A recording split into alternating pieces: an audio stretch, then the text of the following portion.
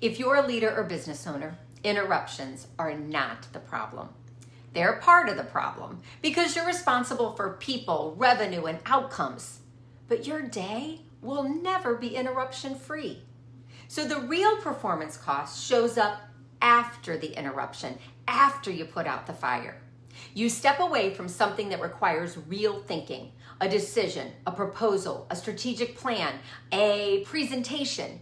Then you come back and the project is still open, but your thinking isn't.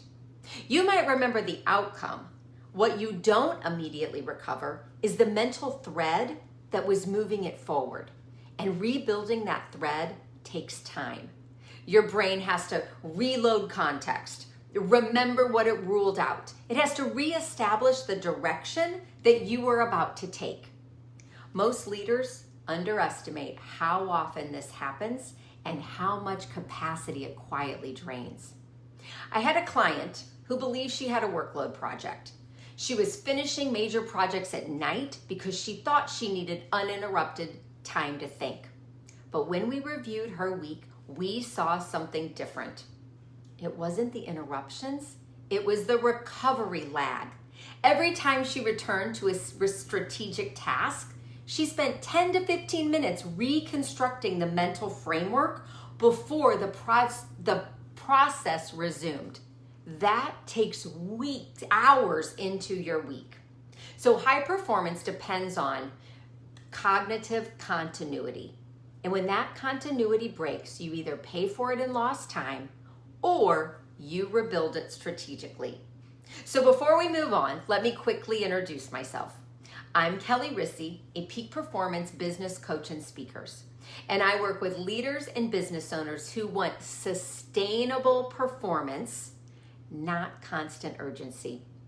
And a big part of that work is helping them protect focus and recover it quickly when it gets disrupted.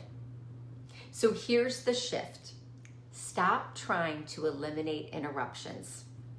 Start shortening recovery time. And that's where a focus ritual comes in.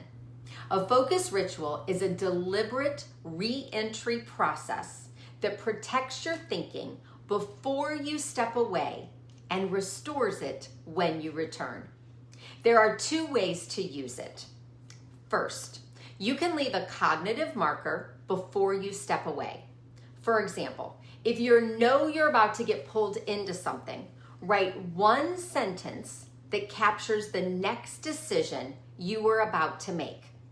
Not a summary, not a paragraph, one sentence. And that becomes your placeholder. Then, when you sit back down, you're not reconstructing your thinking from scratch. You're re-entering at a defined point, the exact point you wrote down. This strategy can take less than 30 seconds and save 10 minutes of getting back into your work.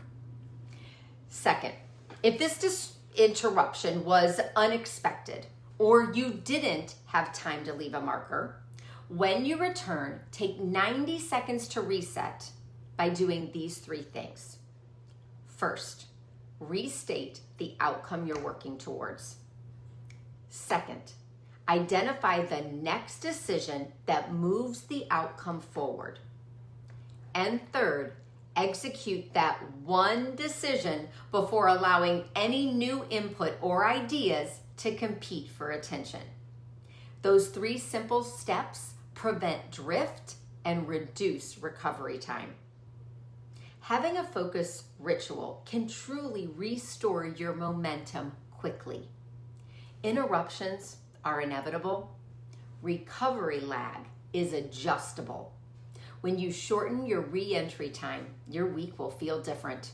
Your work will move with continuity, deadlines will feel less compressed, and evenings can stop becoming the crutch for serious thinking and project completion. So let's stop trying to eliminate all interruptions and let's start managing how we refocus after those interruptions. This is a peak performer's asset. Kelli Risse, helping you win in business.